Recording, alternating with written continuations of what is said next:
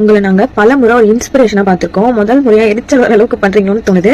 Because வந்து எல்லாரும் உங்களுக்காக முட்டு கொடுத்துட்டு இருக்காங்க. இந்த விச் வாரியர்ஸ் எல்லாரும் வந்து இல்ல அப்படி கிடையாது, இது ஃபேக்கு. அதுக்கப்புறம் வந்து சங்கீதா மேம் மேல ஒரு பழைய போடுறது, இந்த மாதிரி எனக்கே ஒப்பாத சில விஷயங்களை உங்களுக்காக பண்ணிட்டு இருக்காங்க. அப்படின்னும் போது நீங்க எப்படி இப்படி ஒரு ஸ்டெப் எடுக்க முடியும்? அவங்க உங்க ஃப்ரெண்டா இருக்கலாம், என்ன வேணா இருக்கலாம். இப்போ ஒரு வாரம் கூட ஆகல, இந்த மாதிரி ஒரு ரூமர் வந்திருக்கு, இல்ல இது உண்மையே கூட உங்களுக்காக வந்திருக்கு. அப்போ வந்து நீங்க இந்த மாதிரி ஒரு ஸ்டெப் எடுக்கும்போது இதை யார் ஒத்துப்பாங்க? உண்மையாவே உங்க ஃபேன்ஸா இருக்கிறவங்க இதை ஒத்துக்கவே மாட்டாங்க.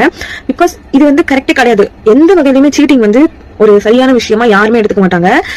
நான் இப்பவுமே நிறைய பேர் பாக்குறேன், எல்லாரும் வந்து ஒரு பக்கம் இருந்தாலும் நான் விஜய் எனக்கு தான் சப்போர்ட் பண்ணுவேன், ஒரு ஆணும் பெண்ணும் இப்படி பழகக்கூடாதா, ஃப்ரெண்டா இருக்கக்கூடாதா. எப்படி உங்களுக்கு அவங்க உண்மையாவே ஃபேன்ஸ் தானான்னு தோணுது. தப்பு யார் பண்ணாலும் தப்பு தான். இதை நான் போன வீடியோலயும் சொல்லியிருந்தேன். இப்பயும் நான் அதே பாயிண்ட்ல தான் நிக்கிறேன். தப்பு நீங்க பண்ணாலும் நான் தப்புன்ற சைட்ல தான் நிப்பேன். உங்களுடைய கொள்கைகளை தான் நான் பார்க்கணும் இப்படின்னு நான் பேசிக்கிட்டு இருந்தவதான் இப்போ வந்து ஒரு செகண்ட் யோசிக்க வேண்டியது இருக்கு. எல்லாருமே சொல்ற மாதிரி பர்சனல் லைஃப்ல இவ்வளோ ஹார்ட் ஒர்க்கா இருக்கிற ஒருத்தரால பொது வாழ்க்கையில மட்டும் என்ன பண்ண முடியும் அப்படின்னு யோசிக்கிற அளவுக்கு நீங்க பண்ணிட்டீங்களோ அப்படின்னு தோணுது. நான் மட்டும் கிடையாது, இந்த மாதிரி பல பேர் வந்து ஒரு செகண்ட் அப்படி யோசிச்சு ஒரு ஸ்டெப் பேக் நின்று யோசிப்பாங்க அப்படின்னு நினைக்கிறேன். நீங்க என்ன வேணா பண்ணலாம், அது உங்களோட பர்சனல் லைஃப் தான். இப்பயும் நான் அதான் சொல்றேன். ஆனா உங்களுக்காக இத்தனை பேர் நிக்கிறாங்க, அவங்களுக்காக நீங்க என்ன பண்றீங்க இருக்குல்ல. சோ உங்க பர்சனல் லைஃப்லயே இப்படி ஒரு ஸ்டெப் எடுக்கும் போது நீங்க எங்களை பத்தி யோசிக்கல அப்படின்னா நாளைக்கு நீங்க பாலிடிக்ஸ்ல வந்துட்டு எங்களை பத்தி யோசிப்பீங்களா? இதே விஷயம் இன்னைக்கு உங்களுக்கு பிடிக்காத ஆப்போனன்ஸ் எல்லாரையும் அன்னைக்கு உங்களுடைய செல்ஃபிஷான ஒரு மோட்டோக்காக நீங்க ஆதரவு எடுத்துப்பீங்களா? அப்படிங்கிற மாதிரியான பாயிண்ட்ஸ் எல்லாம் இருக்கு. நான் வந்து லாஸ்ட் டைம் டிஎம்கேக்கு தான் சப்போர்ட் பண்ணியிருந்தேன்.